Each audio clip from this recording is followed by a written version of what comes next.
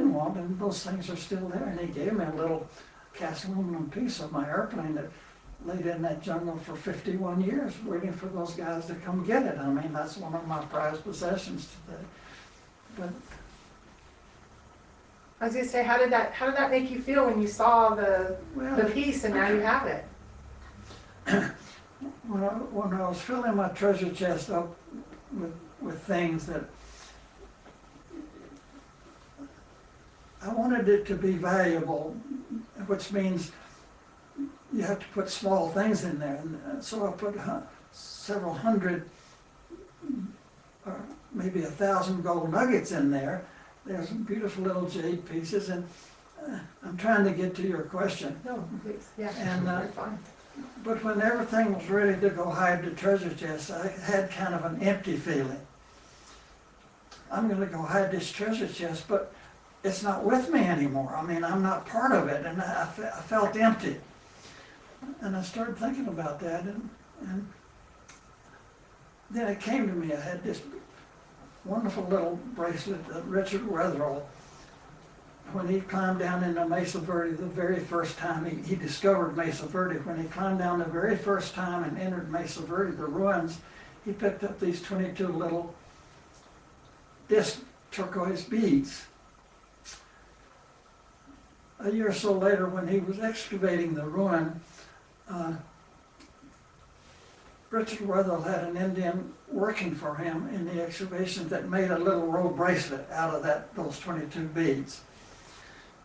Well, a lot of things happened. An Indian shot and killed Richard Wetherell. I mean, there's a myriad of events that took place after that, but then the bracelet was sold to Fred Harvey of the Harvey houses, you know, the Grand Canyon. He owns all those concessions. And then when he died, that collection was being acquisitioned into the Herd Museum in Phoenix. Well, it just so happened that Byron Harvey was a friend of mine. He was a relative of Fred Harvey's, and I was talking to him one day, and he showed me this bracelet.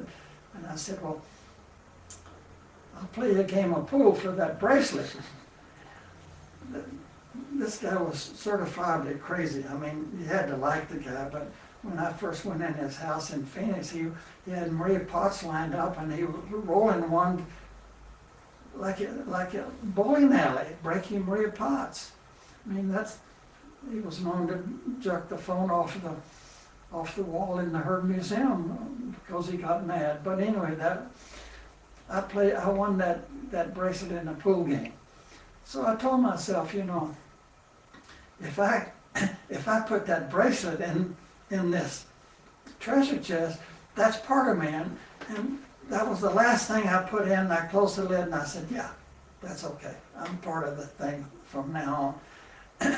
But then when Chris LaFrida sent me that little piece of my airplane, I got the same feeling, you know, I've been full circle. And now I could feel myself subconsciously relaxing a little bit, if that makes any sense. And yeah, it was closure for me. And all of a sudden, in the back of my mind, I've always been sorry that I jumped out of that airplane, because it was a good airplane.